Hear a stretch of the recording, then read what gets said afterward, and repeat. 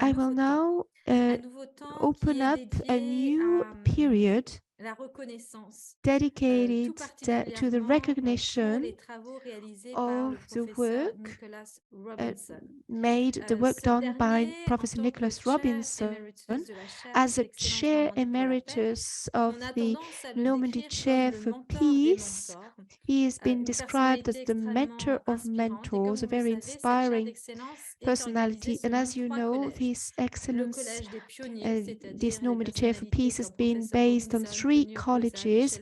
So the College of the Pioneers, Tony Oposa, Professor Robinson, Edith Brown-Weiss, etc., but also the College of Ambassadors, people who are already in a position, civil society, etc., as well as a college of the new generation. So now we would like to give the floor to Professor Nicholas Robinson, who cannot be with us today because of his schedule.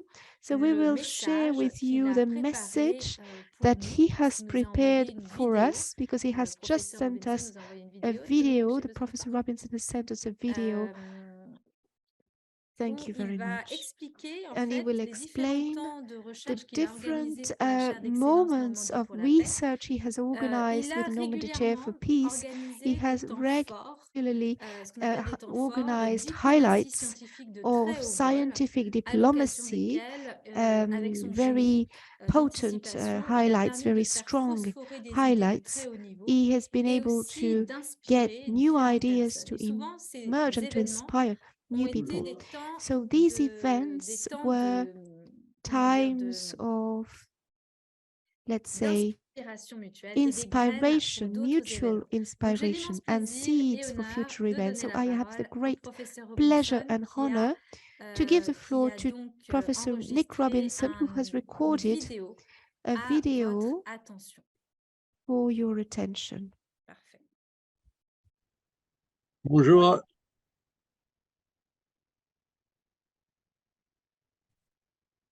Bonjour à tous. I am Nicholas Robinson, and I regret that I cannot be with you in person for this final event of the Normandy Chair for Peace.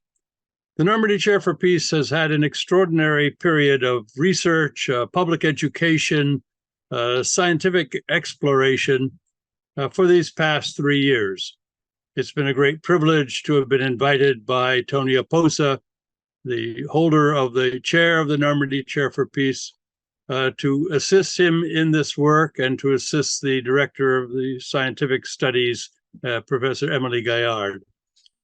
My work for the Normandy Chair for Peace has been really to provide some international context and connections which bring the work of Normandy and Cannes to the world. We've done this in 3 different ways. We did it on the eve of the World Conservation Congress convened in Marseille, France, by the International Union for the Conservation of Nature, by holding a symposium at MUCEM, the museum in Marseille, for 2 days on the question of ethics and international and national and local environmental conservation. Ethics is a much neglected area, I'm afraid. We deem it fundamental, but then we don't give enough time to it. And then the second theme was to introduce the Normandy Chair for Peace to a number of universities, to the Lenape Center and to the United Nations in New York by holding a workshop at the MOHONK Consultation Center at MOHONK House. This is in the Hudson River area of New York, just north of New York City. And from that base, working with Tony Oposa, we held a Good Stories program at the United Nations in cooperation with the permanent mission of France to the UN. The good stories and the recognition of those who have pioneered good stories was a inspiration of Tony Oposa. A great many individuals participated and were duly honored at that event. and it provided a context for thinking about further such events. This is what has been termed by the Normandy Chair for Peace scientific diplomacy, trying to work on how concepts and ideas can be presented to diplomats that they can then put into policy and into foreign policy and agreed international cooperation. One of the great themes that Professor Gaillard has introduced into this, of course, and brought to the UN is some deep thinking about the rights and interests of future generations and the duties and obligations that we have today to further the interests of future generations. Indeed, if we do not take care of the future generations, we cannot take care of ourselves. They're mutually intertwined and very important as one seamless web. We think of that if we look at our ancestors and realize we are the heirs to what our ancestors did or did not do for us. And so we should take with some humility our duties for the future. And the third area we worked on was the work with the Lenape Center and other indigenous peoples with respect to the UN Permanent Forum on Indigenous Issues, which happens every April in New York at the UN and has done so since 1992. But it's important in this Anthropocene age in which climate change is causing great disruption to renew our work with indigenous peoples, the First Nations of the world, and find common cause. The indigenous peoples have not lost their perspective on how to live in peace with nature. It is the rest of us that have lost that perspective. So if we want to make peace with nature, we have to make peace with ourselves, and we have to find the ways to reverse the destruction which we are having due to our exceedingly large volume of pollution, our most disruptive patterns of climate change and the changes in weather and extreme floods and droughts and the wildfires and the tremendous heating up of the oceans, which is causing great change in the planet. And so if we do not work on biodiversity, climate change, and pollution, we will not have a future, the kind of future we want, the future we had as children, the future our parents had, and the future we owe to the future generations. So these have been the themes that I have been privileged to work on. You will hear them throughout this event, echoed and repeated in a number of ways. And it would be in the readings and the books of the Normandy Chair for Peace, the recordings, and all the cooperation that we brought with the International Council of Environmental Law, the cooperation with the IUCN and its World Commission on Environmental Law. These patterns of cooperation remain open to Normandy in the future. The work we have done bringing the Normandy Chair for Peace to the UN, I'm sure will continue in many ways. And so I want to wish all those at this event a great warm welcome, a enthusiastic endorsement for your deliberations these days, and a promise to be with you in the future as we continue this journey together. Thank you very much. Merci beaucoup. Thank you very much, Professor. This is a message that we recorded the day before yesterday with Professor Nick Robinson. This is just a small time this afternoon in order to throw light on the huge work done by Professor Nicholas Robinson in the context of the Normandy Chair for Peace as a co-creator of this research line. So he reminded us of several highlights during this video. There will be other colleagues from the United States who will be able to connect. there is a little time difference. Now I'd like to give the floor to James May. I would like to present the work of scientific diplomacy, and James will be able to throw light on this, how Professor Nicholas Robinson, as a visionary, manages to gather different profiles, very different profiles, in a transgenerational way, how he gets all of these people to reflect, to think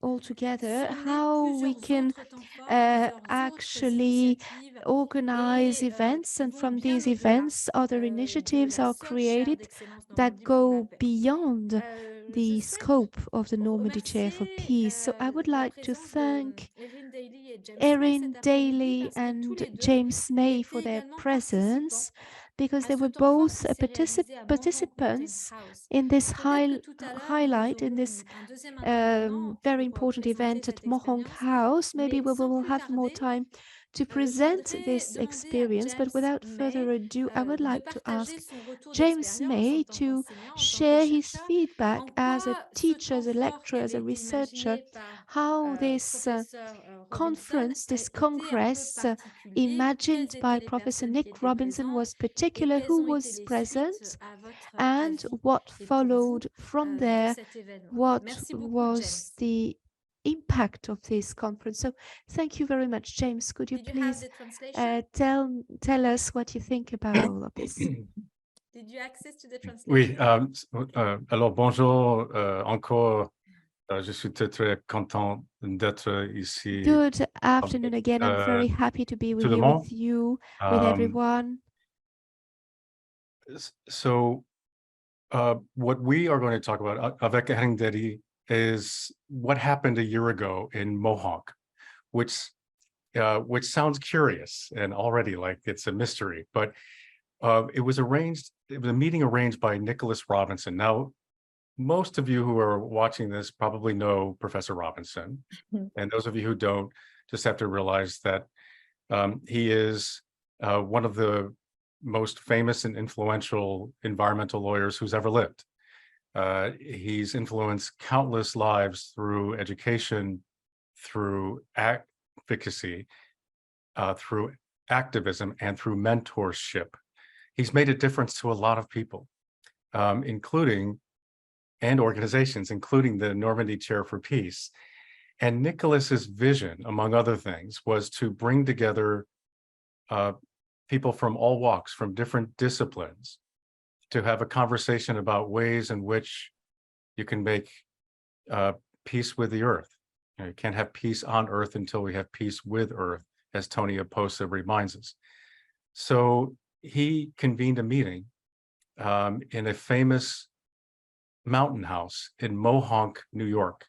Now, it's MOHONK Mountain, and for those of you not familiar with it, it's a place where for a long time, dignitaries from around the globe have negotiated peace treaties and other instruments of peace. So that's where we convened. And it was a meeting that was attended by Emily Gaillard, by Nicholas Robinson, by Tony Oposa, and by about 24 law professors, advocates, activists, and thought leaders about peace. And so that's what we discussed, was different ways to advance peace, both with traditional customs exhibited by participants with the Lenape Indian tribe, one of the original tribes on the island of Manhattan, and with others about ways to make peace with the planet. So what Erin and I talked about in particular was this idea of a right to a healthy environment. That was one thing. And the second thing that was a topic of conversation was how to involve the International Court of Justice in climate change. Now, this was before the United Nations General Assembly referred to the International Court of Justice a request for an advisory opinion on the rights and obligations of nations in the face of climate change. So before we provide a bit more about how the conversation went, Aaron, let me ask if there's anything, I'm sure I've forgotten a lot, but anything you'd like to add about that special day in Mohonk? I just want to mention a little bit more about the setting and the people who were there. Jim mentioned that it was a historic site because it was the site where many dignitaries, as he said, had convened in the past, but its history goes back much further than that. We were fortunate to have within our group both the stewards of the house itself, the facility where our meeting and others had taken place, to provide us with a history of the space in the house and its uses through the generations. And even more than that, we were also privileged to have with us members of the Lenape tribe, adopted and non-adopted, whose families and progenitors had lived on that land for many, many, many generations. And so our conversations were very much informed by people whose lives have been dedicated to and sort of enriched by the physical space. And I'm delighted to see that we're now also joined by Louisa Finn. What a transition. On cue.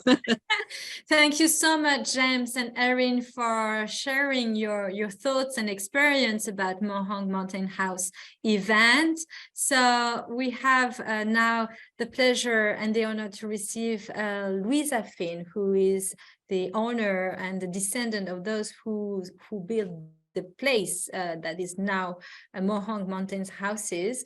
Thank you so much, Louisa, for accepting to explain the specificity of this place, and also this very session of NCP closing event is dedicated to Professor Robinson's work and his his way of anticipating by planting seeds what can grow after.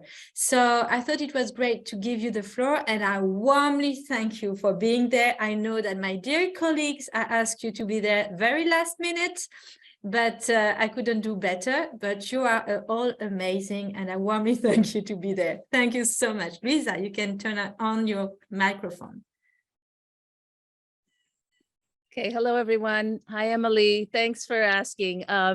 Just quick correction. I'm the fourth generation family member of MOHONK Mountain House, the Smiley family, social reformist Quakers who started MOHONK Mountain House in 1869.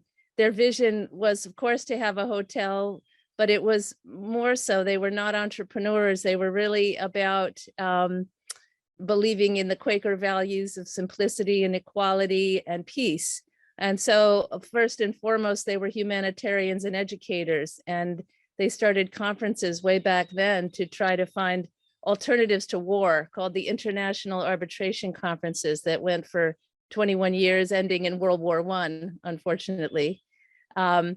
Anyway, this is a long tradition, out of which came my humble organization, MOHONK Consultations, which is a volunteer board supported by the hotel.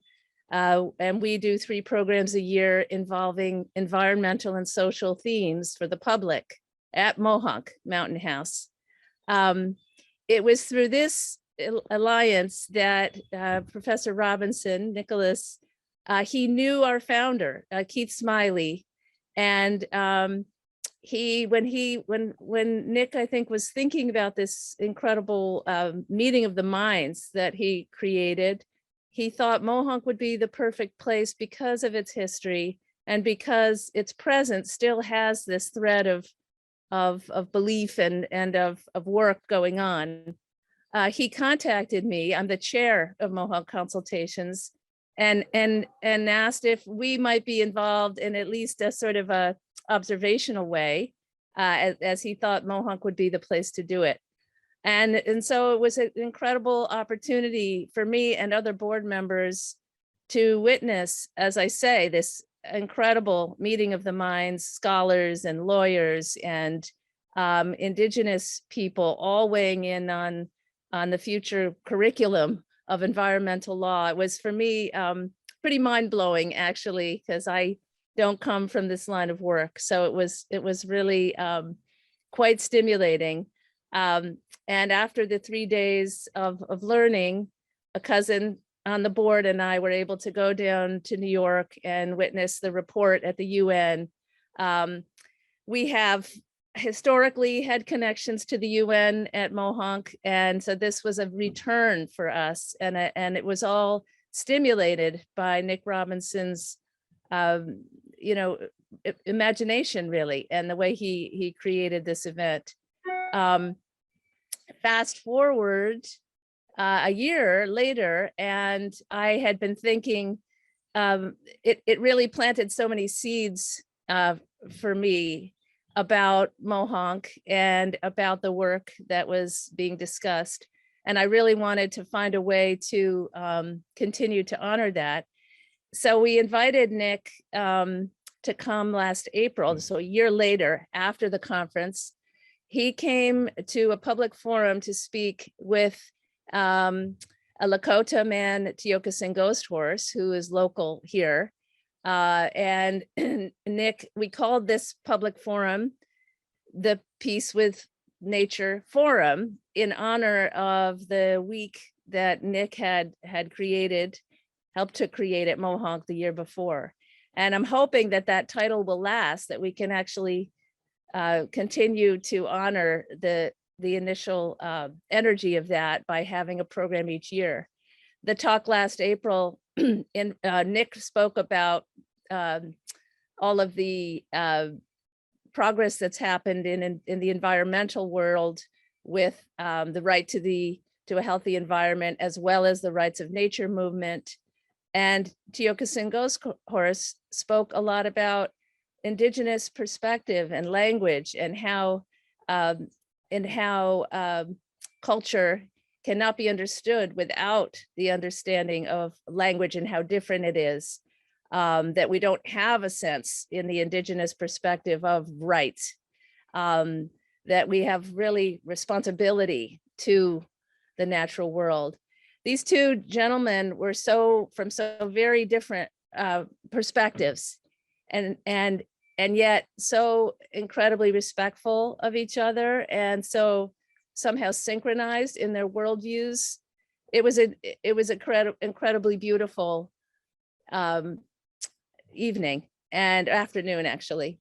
And we were all enlightened and inspired and hopeful about the way forward after this event. So I'm very, very grateful to Nick Robinson. He continues to be someone I think of as a guide, really, in how to move forward, in thinking about living better on this earth. And so that, I think that's what I have to say. Thank you so much. That's absolutely excellent, Louisa, because it shows how Professor Robinson has this genius to anticipate what can be done. I'm going to switch into French, and you can take the translation directly, simultaneous translation into English.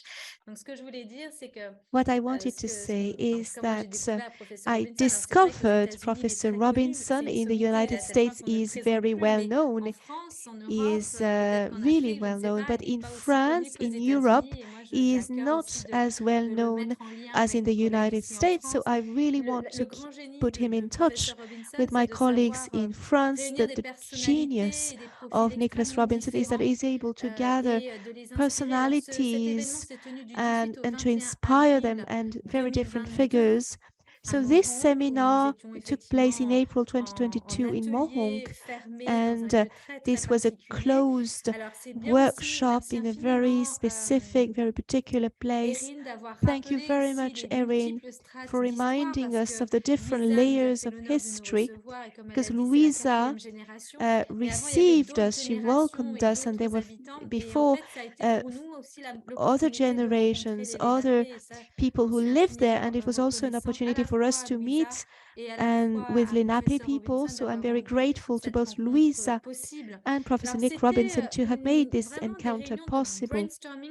These were brainstorming events on major topics following the adoption of a report published by the UNEP, the United Nations Environment Programme, entitled Making Peace with Nature, that really echoes our slogan, our motto, the motto of Tonio Posa, making peace with the earth. And we met with people from UPEACE, Narinder Kaka, and this planted a seed on the question of education to the rights of future generations. With UPEACE, maybe one day. There was also Mary Evelyn Tucker and John Green, who are disciples of Brian Terry, who were very inspired to be here and to meet the people and the Lenape people. There were very different profiles who were here, and different age groups, different topics. So what are the responses we can bring to the report of the UNEP about making peace with nature? How can we teach future leaders about the elements of teaching that echo the elements of the Normandy Chair for Peace? How can we respond to the war made on nature, thanks to the work done by the Lenape Center, with a focus on the abandonment, the relinquishment of the doctrine of discovery. This was adopted during the World Congress of the IUCN. So I will mention it a little bit later. I will focus it a little bit later. So the fact that we abandoned the doctrine of discovery, how to decolonize the mindset, the legal mindset and institutions. So there is really a whole field of studies that we need to focus about. So I remember James May had presented on the rights of nature and this question of the recognition of a right to a healthy environment, which was then later adopted. So this way of working in the making of really continuing our work, this is the creed of the Collège de France. So learning from sciences in the making. So this is just to have a little echo, and I think the genius of Professor Nicholas Robinson is that we learn about environmental law in the making. And I think Erin agrees with me. And I think, you know, this is like being, you know, behind the scenes of environmental diplomacy. Maybe you want to come back on this, Erin, you know, learning law as it is. Sure, I'd be happy to. Being made in the making. If we continue this bilingual conversation.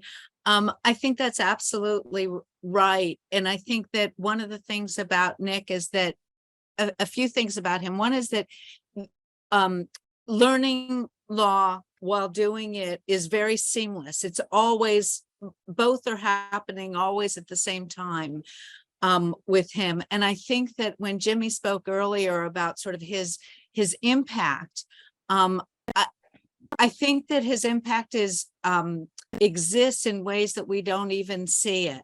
I think a lot of what he does is getting other people together, getting other people to do things. And his impact is sort of felt much like Tony Oposa's also, sort of in spirit, in the influence, in the inspiration, if not as well as sometimes in his actual presence and what he says. So I just wanted to sort of add that as a note of gratitude for certainly what I've learned from working with Nick and Tony and you, Emily.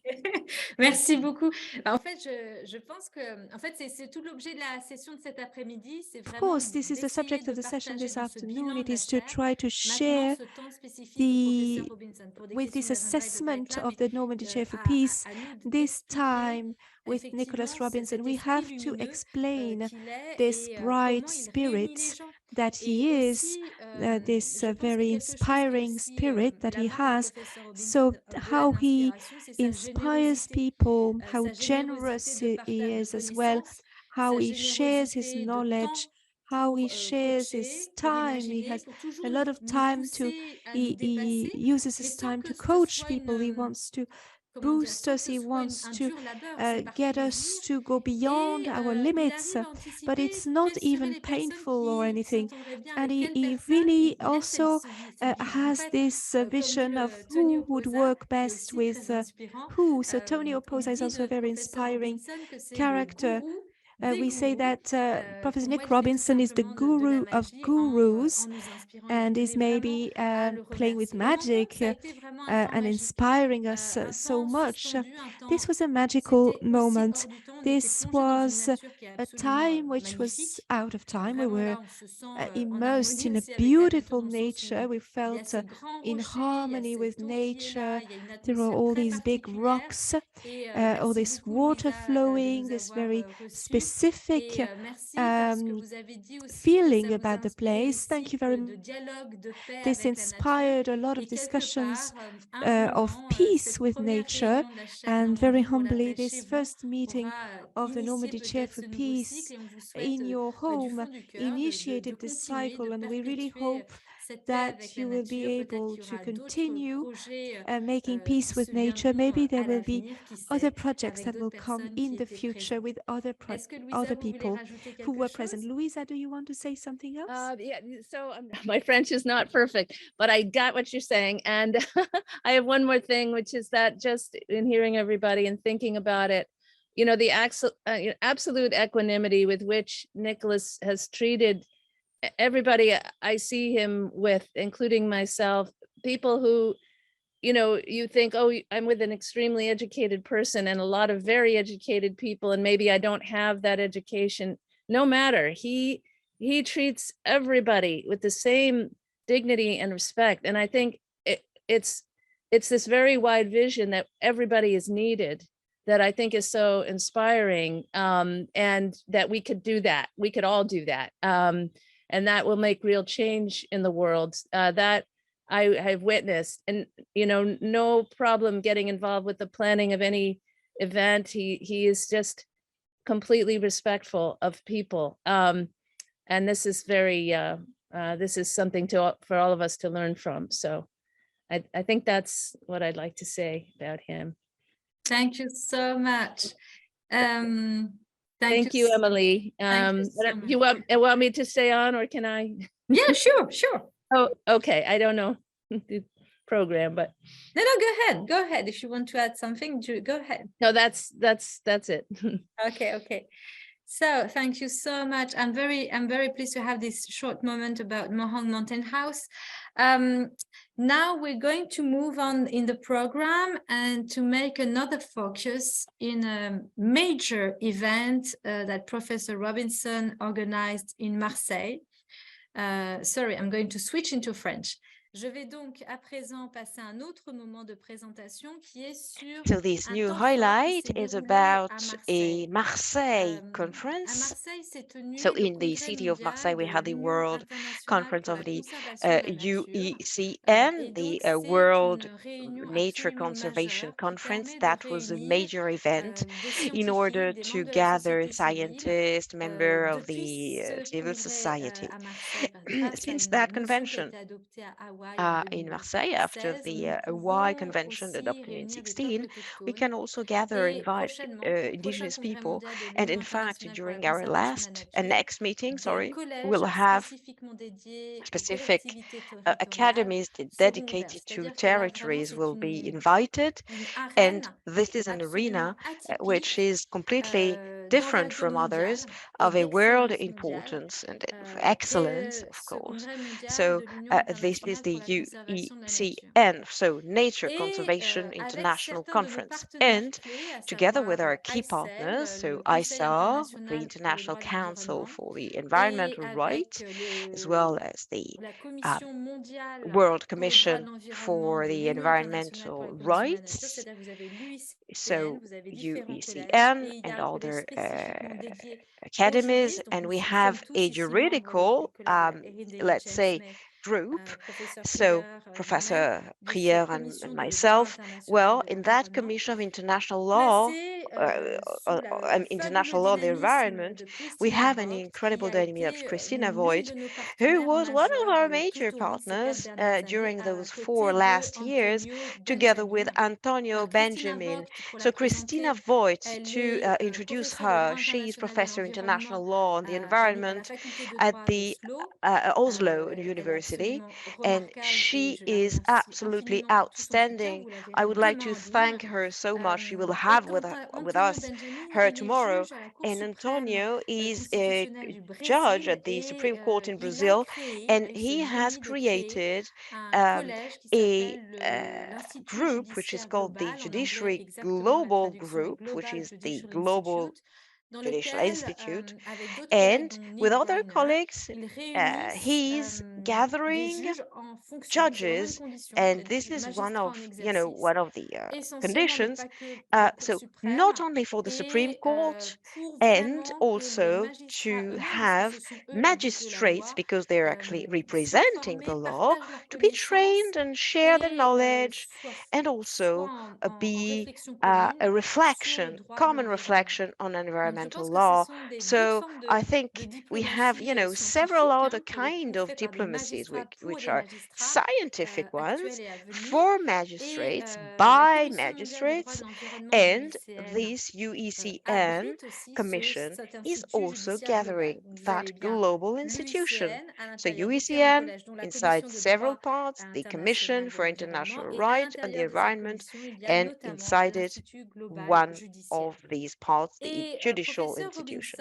So Professor Robinson, together with his outstanding colleagues, Mrs. Voigt and Mr. Benjamin, they have thought of a highlight which occurred in Marseille, and in the occasion of this World Commission, well,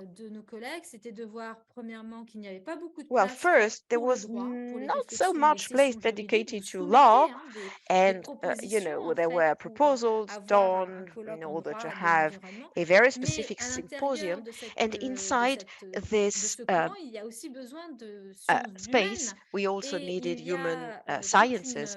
This is why we had a very specific part dedicated to environmental ethics, and that was in fact lacking in this global conference. This is the reason why Professor Robinson and really decided to remediate to that. So it is one of the reasons why our group, the Normandy Chair for Peace, was also, the really the engine for that. And we organized a very specific highlight inside the Museum of Mediterranean Sea in Marseille, and also starting from that, we have put together a lot of personalities.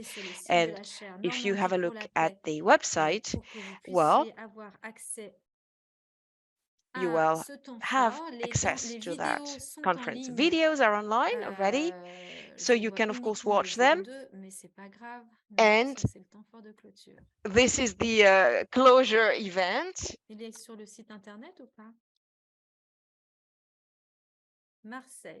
So let's watch.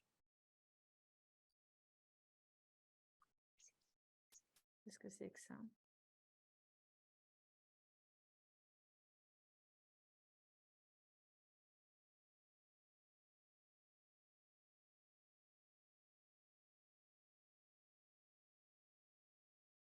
Excusez-moi, je suis en train de regarder une vidéo, mais je ne vois pas le rapport avec le Congrès mondial de l'UICN. C'est pas grave. Alors, et donc je ne vois pas le programme en ligne. Il n'y a pas le programme. Il y a pas... There's no program actually online. Perfect.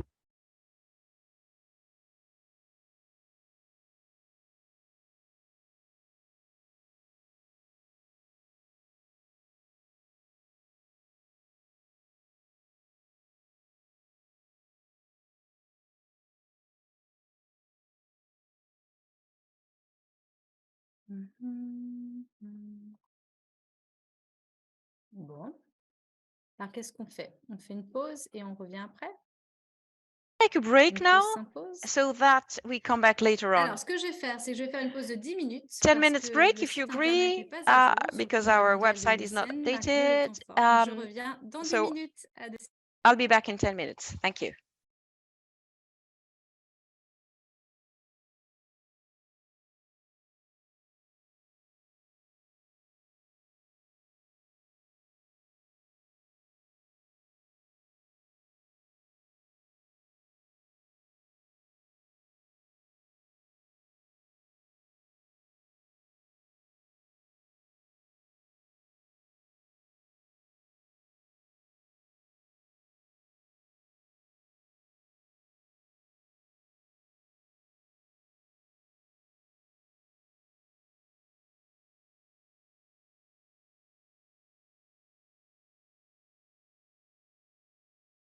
Je peux reprendre. Donc, on a retrouvé les vidéos. Je remercie Dominique Hureau pour son aide. Donc, So thank you, Dominic. So the website is here, Peace with Nature, the resilience laws, ecological resilience law. This meeting was held on 2nd and 3rd of September 21 in the MUCEM, the famous museum in Marseille, in Marseille, yes, in the Museums of Civilizations. So just to remind you that this conference was the occasion first to give the floor to key partners and institutions, which are, you know, together with us, CNRS, Normandy Region, of course, IUCN, International Council Environmental Law, and also the University of Caen, and obviously, and Antonio Oposa, and here you have here Professor Robinson, who wanted to put together in each line, on each line, big topics of the chair nominee for peace, because the message is peace with nature, and we had this project to make peace with nature, which was in the pipeline for UNEP, and we put together all these, you know, outstanding personalities of UEC,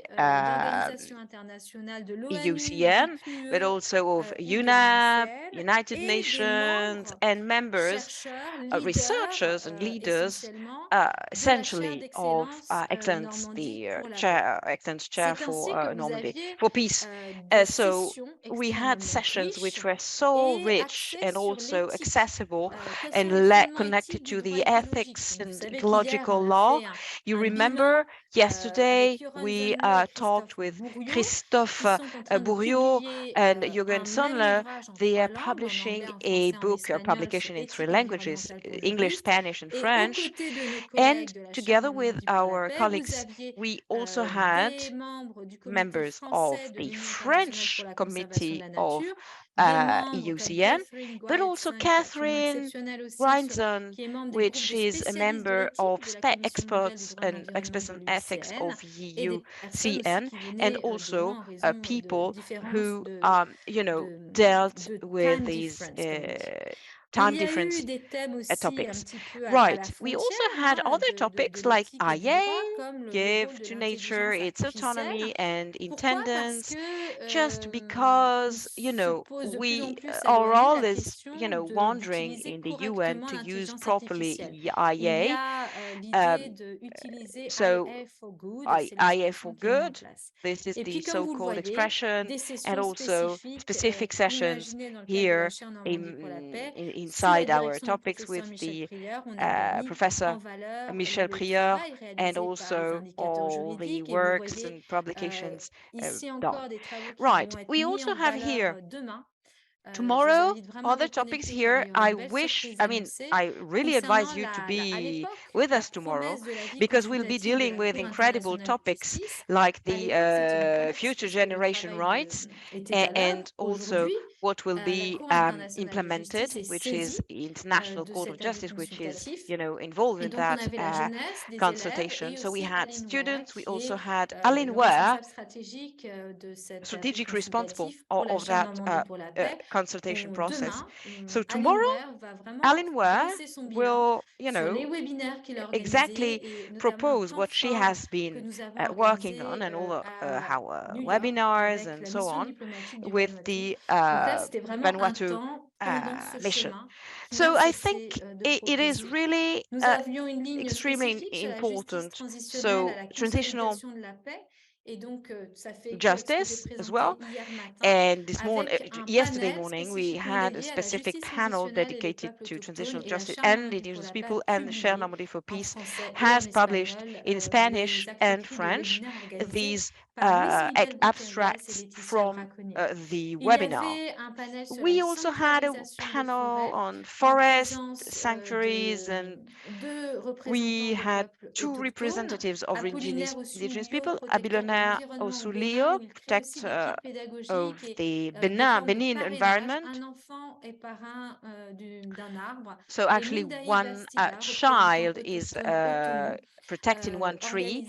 So this is the project. And Gert Peter Broek, Planet Amazon, who worked a lot to have indigenous responsibles come on here in Normandy and meet youngsters. So James May, who was with us a second ago, because he's representative of ICEL on nature rights, and with his moderation, several colleagues from France, from other countries, to diffuse that vision on nature rights, which is part of that big movement of transforming nature. So, of course, the nature rights, but also animal rights, and all the series of paradigms here, anthropocentrics, and also based on this colonization vision. And of course, good stories. So 50 years of elaboration of environmental law, and once again, transgenerational intelligence, which allow a lot of generations to be able to understand this new vision. So Donald Kanyaru, which is ICEL representative in Nairobi, and Professor Oral from Turkey. Well, together they explained how why the UN should have this base. I mean, this center in Nairobi. So he described this incredible vision, and he inspired the publication we made with Michel Prieur.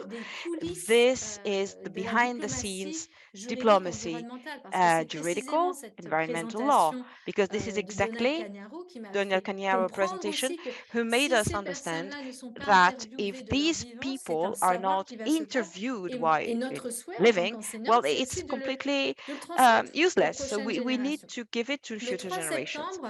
So the 3rd of September, we wanted to have a cross vision of that concept, how to renew rights in harmony with nature, And Maria in fact, Mercedes, Maria qui Mercedes, est who actuellement la is représentante de la the Hongrie pour cette culture representative et à la of tête de ce programme des that Nations Unies. program of the Et puis, UN, le droit des and générations futures. also future Comment generation on rights. So crée un how pont shall we create entre a ces deux bridge grandes between branches? these Et two big j'adresse branches? tout And particulièrement also it is mes sincères I would remerciements like à to Corinne congratulate Lepage, Corinne qui est Lepage, venue à who Marseille, qui est came toujours to Marseille. partante et qui She's aurait dû être avec nous always extremely cet après-midi, enthusiastic, mais elle a and she été should have retenue been et nous here la this remercions afternoon, parce but qu'elle she a had toujours a été personal présente dans nos événements. commitment, so she couldn't Corinne come. Lepage, But il y a anyways, quelques Corinne années, Lepage, a few a years ago, proposé au has président proposed français to the François French president Hollande de rédiger François une Hollande déclaration to universelle des droits et have a devoirs de universal l'humanité. declaration of rights. À cette occasion, nous So avons, et in j'ai that l'honneur occasion, de rejoindre we son équipe joined de her team rédacteurs, of nous avons œuvré pour experts, and proposer we ce worked texte together qui to propose devait à that l'origine être text, présenté lors de which la should have COP been presented 21. during the Et nous COP21. avons travaillé And we notamment did main dans la work a main avec les lot services with juridiques du the ministère des juridical Affaires services of étrangères. the À l'époque, Ministry of Monsieur Foreign Laurent Fabius était Affairs ministre des Affaires and the étrangères. minister who was there Et at that ce time. texte, So that malheureusement ou pas, text, en tout cas, n'a pas unfortunately, été présenté has à la COP not 21. been adopted at the Et à la suite, COP21. nous avons So souhaité we demander wanted à to Monsieur Fabius son, ses ask conseils, Mr. Fabius, notamment the de minister, diplomatie environnementale, vu about the qu'entre-temps, il était environmental nommé président diplomacy du while Conseil he was constitutionnel. nominated Quoi qu'il en at the soit, ce texte est Constitutional porté Council. depuis Well, anyways, this 2015 par text since Corinne Lepage, par sa 2015 is pugnacité, enhanced by Corinne pour Lepage que des to universités, have des villes, universities and des cities personnalités able aussi to, du monde you know, spirituel, outstanding des barreaux d'avocats, representatives, but notamment le Conseil also national des barreaux lawyers français, mais le Conseil européen des barreaux ou encore le barreau and also de New European York, associations of adoptent cette lawyers déclaration universelle adopt des droits et devoirs de this l'homme. universal Ici en Normandie, declaration. So plus here précisément sur la in presqu'île Normandy, de Rouen, in il y a eu Rouen, une more catastrophe il y a precisely, quelques années. we had a catastrophe. Une entreprise a explosé, We had an explosion a pris feu et cet incendie here, a mis le feu and aux that toitures d'amiante. created Et a c'est une disaster in the catastrophe écologique asbestos pour toute la zone aux foundations. alentours. And Et you can imagine outre cette how pollution par les how airs liée the à cet disaster incendie, il y a la was. pollution des So, sols of course, et la fire, Seine à soil, cet endroit-là, nous disait le maire de pollution, Rouen, est and the particulièrement Seine pollué au River, point que in this les point, is perturbateurs particularly, endocriniens uh, génèrent un processus de let's say, féminisation des poissons. in danger. Et l'intégrité autour So de the cette zone integrity particulière pose around that question. specific C'est la raison area pour is, laquelle le you maire de know, at Rouen stake. a So this is why the souhaité mayor of Rouen poser une wanted stèle to avec la Déclaration universelle des droits et devoirs de deal l'humanité. with this Tous les specific articles donc, que nous avons rédigés Universal sont Declaration of inscrits sur une Humankind stèle Rights. sur cette And presqu'île we à have Rouen. on this Et in je this tiens vraiment à island honorer this la pugnacité de sentence. Corinne So Lepage Corinne Lepage is parce que extremely c'est un exemple she works relentlessly. So I would like d'énergie, to really elle ne lâche thank rien her. She is et so elle much porte ce present, and texte qu'elle she souhaite faire is adopter par struggling la for this société text to civile et be elle y adapted by arrive. the Par social exemple,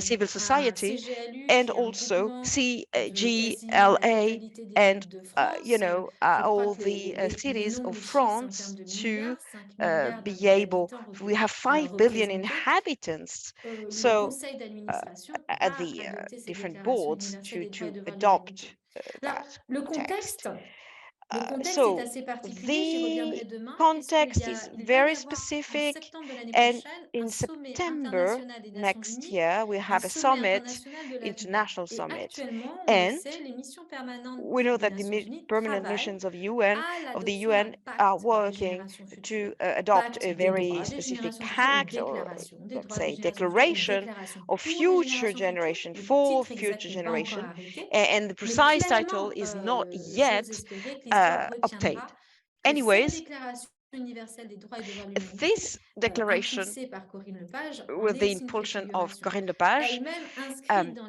should be l'héritage d'une autre part of préfiguration, à ma connaissance, il this, y en a peut-être you d'autres, bien know, évidemment, specific avant, topic, celle que j'ai connue au niveau occidental, c'est la déclaration which des droits is des générations futures, imaginée et formalisée par the le commandant future, Cousteau et l'UNESCO en 1994 the et future présentée à l'Assemblée generations générale de l'UNESCO. Donc c'est une rights. So continuité this is actually et qui va continuity and it will become next year a reality. So I think, you know, when we want to update those rights and highlight some good stories, to harmonize the natural systems of the earth and also other personalities of ONGs, FAO, not only this is the great power of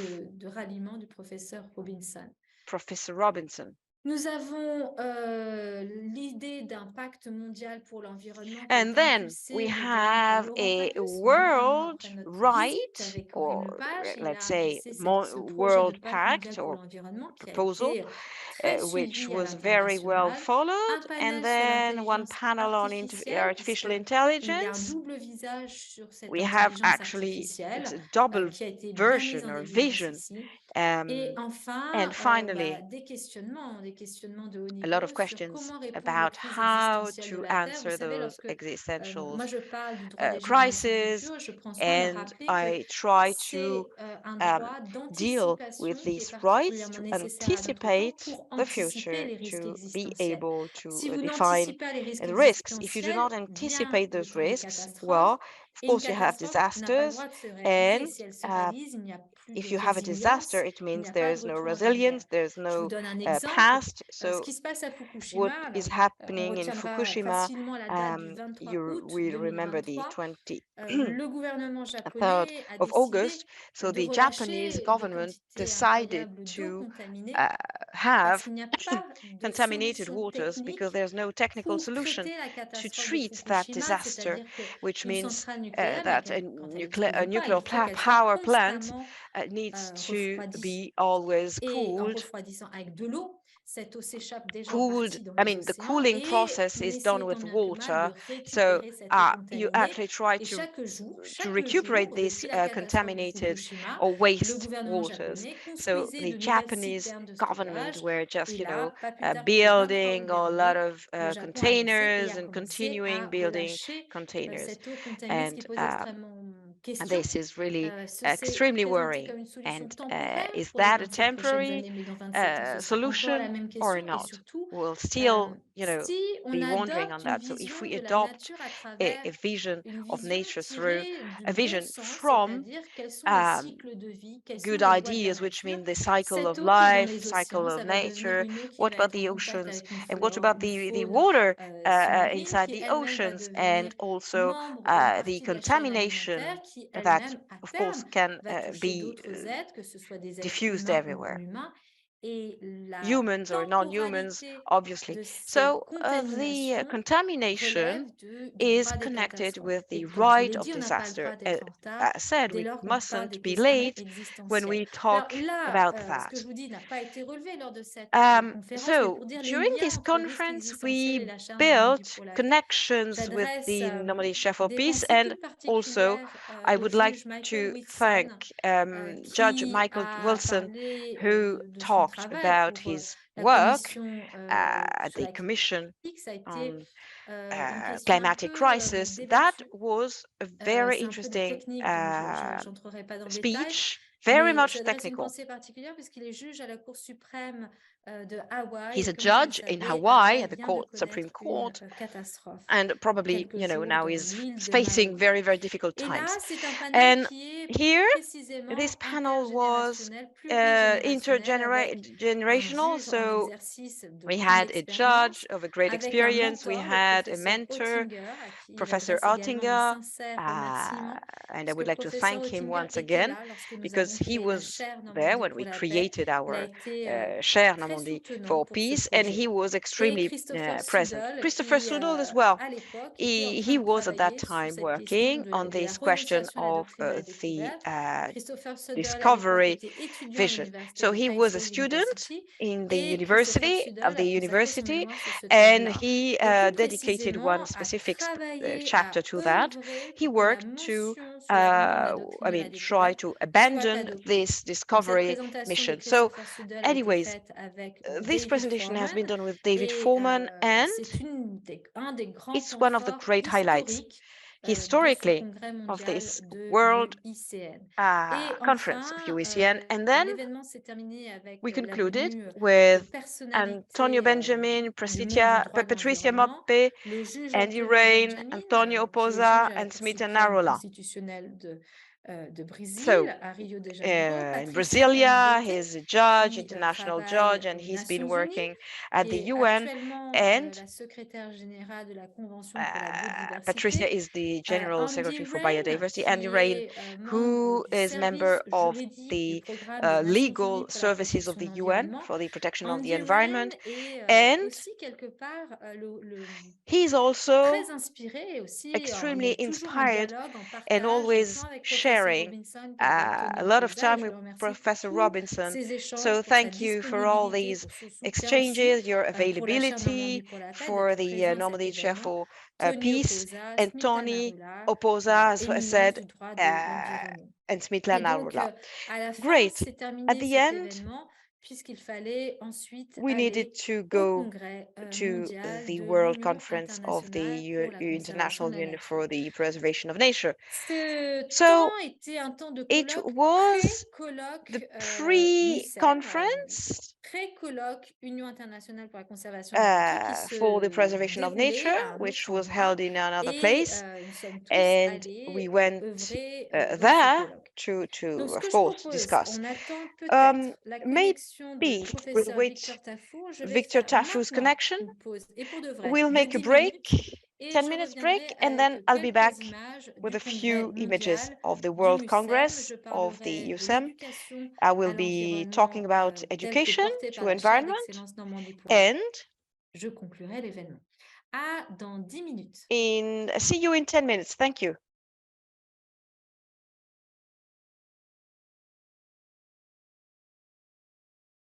C'est OK. Donc, on va reprendre la session par rapport au MUCEM. Donc, je réalise que James May est toujours avec nous et il va pouvoir prendre la parole parce que donc, moi, ce que je voulais vous montrer, c'était sur le site Internet, vous avez accès à l'intégralité des vidéos, ou en tout cas un compte-rendu assez substantiel avec cet événement qui était hybride, qui donnait la parole large aux élèves, aux leaders de ligne. Vous avez ici Ellen Ware, qui s'est tenue au MUCEM et qui a été littéralement organisée par le professeur Robinson. James, est-ce que tu souhaiterais parler de cet événement en particulier organisé par le professeur Robinson?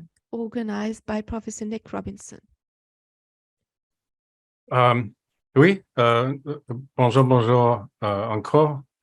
Yes, good afternoon again. So the event from last year it was about environmental rights. So first, Emily, how much time? The time you want. We are free. No limit of time. All right. Well, nonetheless, I'll try to summarize what was discussed at Marseille in maybe 12 to 15 minutes. Is that okay, Emily? Perfect. Okay. So first of all, it was attended by just a wonderful lineup that you're familiar with. Avec Ellen Ware, Nicholas Robinson, Michel Prière, Emily Gaillard, bien sûr, Tony Oposa, and all of those folks, all those people on the website that Emily pointed out. Here's the point, is that the conversation was in France because France has become a leading center for legal and philosophical thinking about rights in the environment. And part of that is because of the work of NCP and again, our great chair, Emily Gaillard. So we had a several-day conference of talking about rights in different contexts. I'll talk about 3 of them. So I was part of various panels in Marseille. Sorry, I don't know what happened. I have to check if the Zoom is still online. Are you online, James? I don't know. I'm speaking with you, so I think I'm still online. So it's anyway. fine. It's fine. Sorry, there was a message popping on our screen, and I was say that it was stopped, but you're still here, so that's perfect. Sorry for disturbing you. No problem. All right. So 3 kinds of rights that the NCP has been a part of advancing. The first is environmental human rights. Now, you've already heard about environmental human rights, even in this closing program, including remarks about indicators with Michel Prière and others. But let me try to size it up. So this idea that everyone everywhere has a right to a healthy environment, philosophically, isn't anything new. It goes back to, it's Aristotelian. It goes back to the teachings of Plato and Socrates and so on, and others. And in the Eastern tradition, the Buddha, and in other traditions, this idea that everyone should be protected from pollution is accepted. But where it isn't accepted, and is fairly new, is in law. The first time the right to a healthy environment was recognized as a legal instrument, arguably it was in the Stockholm Declaration, which recognized the right of everyone to a healthy environment. But that's not enforceable. But nonetheless, countries and places around the globe started to recognize a legal right to a healthy environment. Arguably, the state of Illinois in the United States got there first in 1971 by incorporating a right to a healthy environment in its constitution. It was soon followed by Montana and Pennsylvania, and other states have followed suit, Hawaii and Massachusetts, and most recently, not even 2 years ago, the state of New York. So that's been the kind of the development. And across the globe, by my count, 84 countries have since adopted a right to a healthy environment, including France. So the question that was discussed in Marseille last year is, well, whether these are making a difference. Are they having a transformative effect, and how so and where? So we discussed that in through various avenues. One is judicially. That is, what is the extent to which courts are engaging environmental rights? And what we learned is that there are cases where courts do, certainly. I mean, there are some examples, like the Urgenda case, right? And there are cases out of New South Wales with Judge Preston that we learned about, also Neubauer in Germany and others, where there's an overlap of environmental rights and human rights. But overall, there aren't that many cases that courts have decided. By my count, of the 84 countries that have adopted a right to a healthy environment, there are still less than 100 decisions that have ever been issued by what I call apex courts, Supreme Courts, courts with controlling authority. So that's in 50 years, there are on average, not even 2 cases on average every year about a right to a healthy environment. So there's not much jurisprudence to go on. Not only that, but in a lot of those cases, they never see the light of day. They don't see a courtroom because they're dismissed on other grounds. In the United States, on standing ground, or in other places for lack of exhaustion or admissibility, or just the lack of recognition of the right.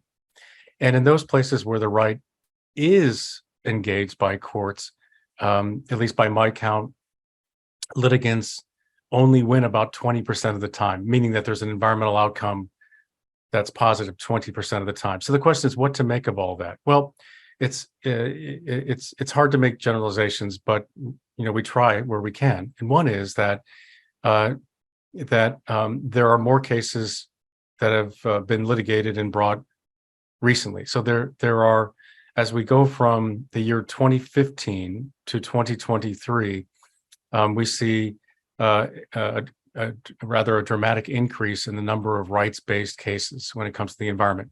Some of those haven't been decided, so we'll see. They could be transformational. So it suggests that there's more work that environmental rights can do in courts if only we'll let it. So the message was to get these matters before judges, to help shape the law where they can. So that's one takeaway about environmental human rights. Another one is to think about how best to use them. That there are some places where they might be more useful than other places, and more more valuable than other places. And that brings me to the second matter of discussion in Marseille, which is about the effectiveness of environmental rights, not in court, but with environmental metrics. Again, we heard earlier from Michel Pierre about effectiveness and indicators. This isn't exactly the same, but it's similar. It's looking to see whether in those places that have environmental rights that are recognized in the Constitution, there are environmental improvements, say to water quality, air quality, species protection, and so on. Sort of the idea behind having a right to a healthy environment, whether it's making a difference for the environment. And here we see again that the evidence is sort of mixed. There's some evidence that having a right to a healthy environment, ironically enough, is associated with improvements of biodiversity in countries that have adopted rights. There's also some association between the recognition of a right to a healthy environment and access to drinking water, clean drinking water, and sanitation. But what there isn't is an association between the recognition of an environmental human right and improvements in greenhouse or lowering of greenhouse gas emissions, or improvements in climate policy scoring. It doesn't seem to make much of a difference thus far about the climate. It also doesn't seem to make much of a difference about air pollution itself or water pollution itself, outside of the context that I said earlier. Those countries that have adopted a right, for example, don't perform any better on air quality indicators like sulfur dioxide and nitrogen oxides and lead and particulate matter and ozone than countries without environmental human rights do. So there doesn't seem to be much of an impact that the data shows based upon the Yale environmental performance indicators thus far. That doesn't mean there aren't benefits or real benefits to environmental rights. It's just when we look at performance across the spectrum on an aggregate basis, there's not much evidence for it yet. So what does that suggest?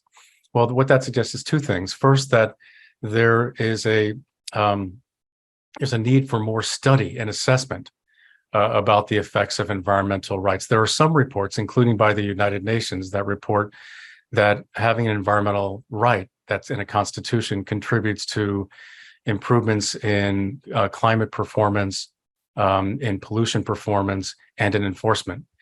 Yet there really isn't evidence of that, other than a study that's about 12 years old. That's a linear, simple regression analysis that didn't compare countries that have rights with countries that don't. So there's for social scientists and others that can perform a real beneficial service to figuring out where environmental rights work and why. If there are places that they perform better and lead to better environmental outcomes, maybe that helps it provide guidance as to where the energy and effort should go in promoting these environmental rights. And all along the way, what that does is, in keeping with the NCP motto, is it promotes peace with nature. So that's sort of the idea of trying to identify ways that the laws can promote peace with nature. So that was the first item. The second item in Marseille that was a topic of conversation was about rights of nature. So this is different than what I was just talking about with environmental human rights. Environmental human rights are anthropocentric, and they tend not to take into account biocentric views.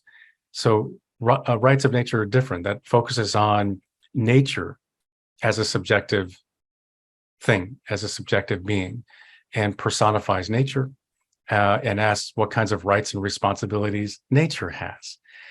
So that's rights of nature. Now, only one country has incorporated a constitutional right of nature. I'm not saying right to nature, rights of nature, and that's Ecuador. So this is through the concept of Pachamama. Other countries have recognized rights of nature, either in legislation or through court opinions. On legislation, the leading exemplars are Bolivia and New Zealand, each of which have legislation that recognizes rights of nature. Really, for example, in New Zealand, it's the rights of a river system. In some countries, however, courts have acknowledged legal personification of nature. One example of that is the Rio Atrado decision out of Colombia, which interprets the Colombian constitution as an ecological constitution, and along the way that the River Atrado, a famous and important river system in Colombia, has legal rights. But elsewhere, what we've learned is that courts sometimes have a hard time recognizing legal rights of nature.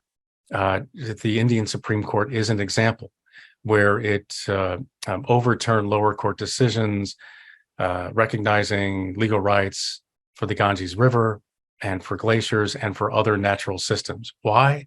Because of the word responsibility. So wherever there's a right under law, there are responsibilities. And so the court got tripped up on the idea of, well, if natural systems have rights, then do natural systems have responsibilities? So, for example, if the Ganges River overflows and and floods neighboring communities, destroying crops and homes, does the Ganges River pay for it? Does it have a responsibility as well? And so the court thought that was a difficult conundrum that the law could not withstand. So that is a kind of a very brief overview of rights of nature and how it's been reflected in law and in judicial opinions. Let me just say also that the idea of rights of nature is still going strong all over the globe, where there are efforts even outside of the law for recognizing legal personality for natural systems, much like we've recognized legal personality for other fictitious bodies like corporations. They're legal personalities as well, but they don't exist. So that's rights of nature. The third topic that at least that I'm talking about that was in discussion in Marseille is about dignity. So I don't know if my friend Erin Daly is still on the line with us, but because she's the world's expert in this topic. But the concept of dignity under law is widely accepted throughout the globe. Almost 170 constitutions reflect the right to dignity in their constitution. So it is, at least by my telling, the most pervasive and ubiquitous human right on the planet. It's recognized in almost twice as many countries as is a right to a healthy environment, for example. And also the right to dignity is making a huge difference in courts all across the globe. Again, unlike environmental human rights, there is a 50-year body of cases where courts are construing the right to dignity in a whole variety of everyday contexts involving workplace discrimination, for example, or detention conditions, or incarceration conditions, or the rules of arrest by the police, police brutality, and education and gender rights. And lastly, but not least, the environment. So there are a handful of cases all across the globe, especially over the last few years, where courts have turned to a constitutional right to dignity to advance environmental claims. And the leading cases are out of Pakistan. So Article 14 of the Pakistani Constitution recognizes the right to human dignity.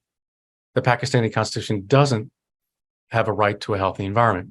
So you might wonder, well, does that mean there's not recognition of a right to a healthy environment in Pakistan? Well, there is, through the right to dignity. And you might wonder, well, how might that be applied to the world's most vexing challenge, which is climate change?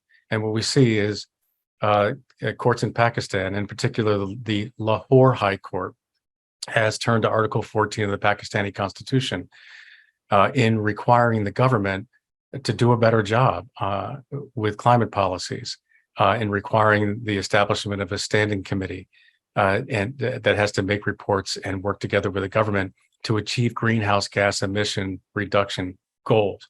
Now that was through a court decision construing the right to dignity.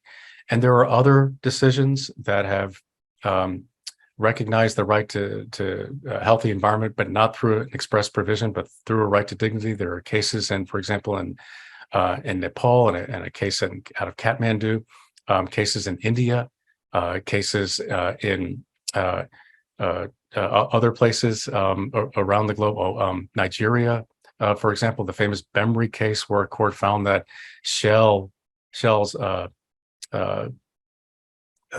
its burning of excess methane gas constituted a violation of the right to dignity under the Nigerian constitution, even when there wasn't a right to a healthy environment. And the court told Shell to stop doing that, stop flaring excess natural gas. You see, the Niger Delta is the single largest producer of oil and natural gas on the African continent.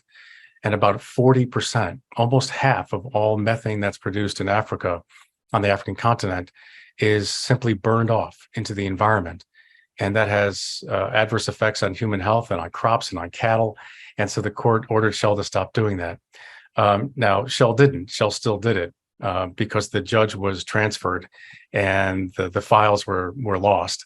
But it shows that a courageous judge like Antonio Benjamin or like Brian Preston and so many of our other friends who are judges can make a huge difference in advancing human dignity in people's lives, not only, but also including when it comes to climate change. So that's a recap from Marseille, in three areas about environmental human rights, first of all, secondly, about rights of nature, and third of all, about rights of dignity. Just one last note here that is related back to the good legal stories that you heard about earlier. But there's one case in the United States that combines two of those three components that's still ongoing, and it is a case to watch. And that's Held versus Montana. And in Held versus Montana, youth plaintiffs in Montana, children, brought a lawsuit, much like the Miners of Posa case in the Philippines, in the early 1990s. But they brought a case to try to get the government of Montana to be more responsible when it comes to greenhouse gas emissions. The state of Montana, by some accounts, emits more, or is responsible for more greenhouse gas emissions, either through transportation or emissions or mining or development, than all but 30 countries on the planet. So these children are facing the effects of climate change. It's affecting their daily lives through wildfires, through loss of snowpack and access to fresh water, and loss of cattle and crops in Montana. And so they brought a lawsuit against the state of Montana with two claims. One is that the policies of Montana violate the right to a healthy environment that's incorporated in the Montana Constitution. And second, that it violates their right to dignity, which is also incorporated in the Constitution of Montana. It's the only subnational place where we see, in the United States, where we see a constitution recognizing both a right to a healthy environment and a right to human dignity. And the plaintiffs in that case are trying to put those provisions into service to address the climate crisis. And so to be continued, but it's all, as you've heard before, inspired by the work of the Normandy Chair for Peace, the International Council on Environmental Law, which was a co-sponsor of the event in Marseille, and of course IUCN and the World Commission on Environmental Law, and so on. All these partners working together in practice to contribute to peace on Earth. Again, as Tony Posa reminds us, we can't have peace on Earth until we have peace with Earth, and so these are conjoined efforts to try to achieve that. So let me thank you and congratulate Emily Gaillard and everyone who's involved in this project. Again, it's been such a pleasure to be a part of it, as it was in Marseille, and so on and so forth. And we wish everyone the very best. Thank you so much for listening. Thank you so much, James. And I think you gave an overview which is absolutely necessary to make all the bridges and all the links with all the research that we're all doing. Thank you so much, James, because I think It was absolutely perfect that you take the floor at that time, and thank you for your support. That's great. It's a great honor and a great pleasure to have you. So we wanted to share a picture of Professor Robinson at the IUCN World Congress. So I'm going to switch into French. Juste pour, on en mettra d'autres dans le We site will internet then de la chaire. put up other On voulait, pictures on the vraiment website of the Normandy s'immerger, Chair for Peace, repartir but we là-bas wanted to à get Marseille immersed et in that le remercier. environment Donc, une in petite image. Alors, Marseille il y en aura d'autres. and On va tout actualiser sur le to site really internet, bien évidemment. thank you. We wanted Mais to voici share notre with you mentor, an image.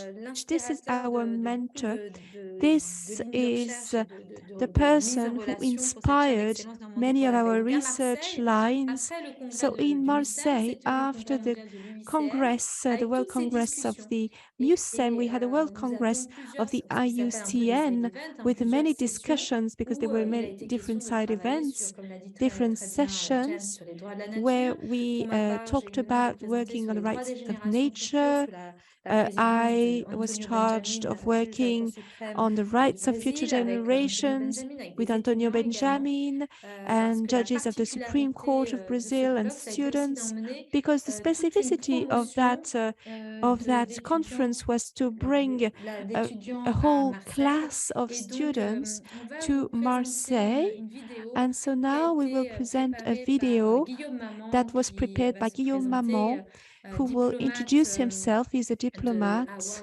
diplomate from français a basé à French Hawaï, diplomat based qui in actuellement Hawaii, who travaille now sur la is catastrophe de working Maui, on the et qui disaster était in d'ailleurs basé Maui à la base à and Maui. who was Et on va vous initially présenter une based vidéo in qui nous a Maui. préparé And we will show you a video that was prepared mettre so en that évidence we can l'implication exceptionnelle show des you étudiants the du master involvement Génération of Future et Transition students Juridique, dont la from the participation au congrès a été rendue Future possible Generations par Masters, un whose partenariat participation avec la to chaire the World d'excellence Congress was Normandie pour la possible paix. through a Les étudiants partnership avaient with aidé à the l'organisation Normandy du Chair for MUCEM, et Peace. lors The de ce students congrès mondial, ils helped étaient organizing the dans les MUCEM équipes de Congress, négociation and accréditées par during this l'ACER, the Congress they International were in a Council on Environmental Law, negotiation teams which et were coachés par leurs enseignants. J'ai pas authorized, eu le temps de and they télécharger were la vidéo, à coached savoir by Victor their Tafour, qui lecturer, leur their enseignait teacher, Victor les cours de Tafour, droit de who was négociation teaching them environnementale, ou négociation courses juridique in environnementale plus exactement. environmental and Monsieur legal Maman, je vous donne la negotiations. parole. Avec Mr. son Maman, autorisation, je I would reprends like to give une you the vidéo qui a floor. été envoyée I would au like to show directeur de you the Sciences Po Rennes. video that was sent to the director of Sciences Po Rennes. Good afternoon. My name is Guillaume Maman from Hawaii. I wanted to talk to you about the students of Émilie Gaillard who were gathered at the MUCEM for the IUCN Congress, and this was a fascinating commitment, very interesting commitment, and they were very receptive. They were very interested in all our advice, and I was very impressed by the level of energy during this conference. So thanks a lot. I would like to thank all of the students of Mrs. Émilie Gaillard. This was a message that was sent to show the interface of environmental diplomacy and the ability to show you. I will see if I can show you how we can involve students, master's students, during this World Congress of the IUCN. And Mr. Maman, who is a French diplomat, also observed students, and he saw how, under the direction of the Professor Victor Tafour, they were trained in environmental negotiations. So I encourage my colleagues to organize other negotiation sessions at the World Congress of the IUCN, which is taking place every 4 years. So each year, the students need to work on some notions. So this is a great work of scientific and environmental diplomacy. This is the topic of our last book on this topic of environmental diplomacy. We will update the website with different photos of the students, with their teachers, photos with personalities and figures. This is a place where indigenous people can express themselves, where they can have a voice. Now, I would like to come back to MOHONK, and after talking about MOHONK Mountain House and Marseille, there was another highlight organized by Professor Nicholas Robinson, two main highlights with the French scientific mission, the permanent mission of France to the UN. We were immensely grateful to be received by Antonella Simova and the ambassador during Earth Day in 2022, sorry. During Earth Day, we organized in this big room at the Hilton Hotel an event placed under the patronage of the Normandy Chair for Peace, ICEL, and the Permanent Mission of France at the UN. This is very rare when you have an ambassador who is traveling, and I would really like to warmly thank the Permanent Mission of France to the UN because they were able to participate in these important meetings organized by Professor Robinson. So the first meeting was organized at the Hilton Hotel. There were teachers, there was Narinder Kaka, who represents the University of Peace of the United Nations. There was another representative of who represents also the permanent mission to the UN, as well as students, and we were able to present the work of the Normandy Chair for Peace with the presence of the UN, the French permanent mission to the UN in New York. This was a great moment. Tony Oposa also highlighted the role of David Voigt, John Knox, and many others. And he had gathered on the screen on Zoom personalities that lived in the four corners of the world, all over the planet. And the students were totally fascinated by the fact of having the possibility to be in direct relationships with these figures of environmental law, international environmental law, with the mobilization of Tony Oposa. There are not that many people who can accomplish this prowess that Tony Oposa accomplished. This was a great moment. I mean, we looked at the example of Marseille and permanent mission of the UN in New York. We were able to present the work of the Normandy Chair for Peace, and this goes hand in hand with the work of scientific diplomacy. You know, students were able to present the work and future work. They were able to animate this Normandy Chair for Peace through the presentations as well as the diplomatic presentations. Everything will be posted on the website, so I'm not going to develop all of the programs in details, but I want to sincerely thank Mr. de Riviera and his two colleagues who were able to attend the whole morning, and this privilege that they renewed a second time when we organized a second highlight under the patronage of Professor Nicholas Robinson. We went to New York in the premises of the Permanent Mission of France to the UN with two magistrates, two judges of international renown,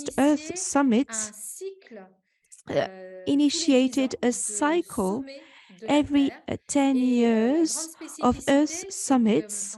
And the specificity is that in 1972, for the first time, the states gathered and around this topic of the protection of the Earth. And in Stockholm, a declaration was adopted. This was a soft law, non-binding law at the time. And this declaration starts with an article that states that there is a right to a healthy environment. And this is the first time that we created this bridge between human rights and environmental rights. And when we actually celebrated the 50th anniversary of this Earth Summit, we actually set up a delegation for the Normandy Chair for Peace in order for this delegation to go to Stockholm. And following these events of scientific diplomacy, a strong bond of trust was created with UPEACE, the University of Peace of the United Nations, thanks to Narinder Kaka, representative to the UN, who also participated in this important event at the Hilton Hotel. And so during this Stockholm Plus 50 event, the Normandy Chair for Peace sent a delegation of 4 people, Professor Robinson, Narinder Kaka, the Dean of UPEACE, Juan Carlos Albergo, and myself.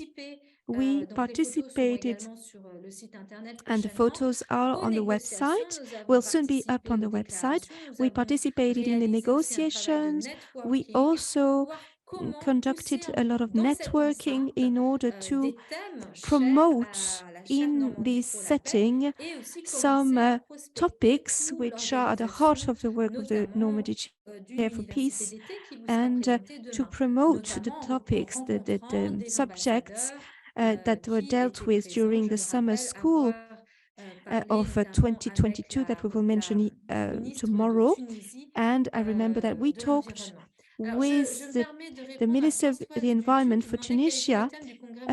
Yes, Françoise was asking us what was the, Françoise Zoutou was asking what was the topic of the World Congress of the Conservation of Nature of the IUCN 2021, which presents 10 proposals and high-level results related to 5 topics. There were several topics, several sessions. We participated in events organized with indigenous people. We organized a session on the rights of future generations and the works of the Normandy Chair for Peace. And my colleagues also participated in other events. This is it. I have responded to your question. So now let's come back to Stockholm Plus 50. And once again, Professor Robinson organized this scientific diplomacy at 2 levels.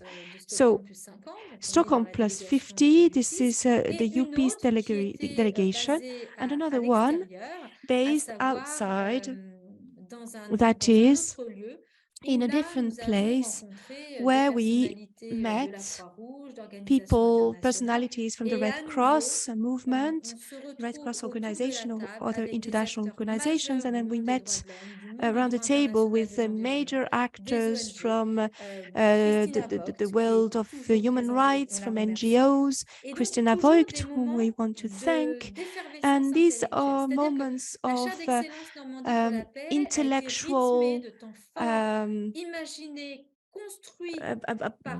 bubbling moments of intellectual reflection. And so Professor Robinson was able to mobilize different personalities, a lot of reflection, a lot of thinking, and to associate both public moments and meetings behind closed doors, and combine all these different moments and dynamics. I don't know if Juan Carlos Sanz-Borgo can be present. He's supposed to connect at 5 o'clock. I will start with talking about the next highlight of the Normandy Chair for Peace. we have to end this session on the valuing. I hope I was able to give a value to the work performed by Professor Nicholas Robinson. We are very, very grateful to him for all his organization.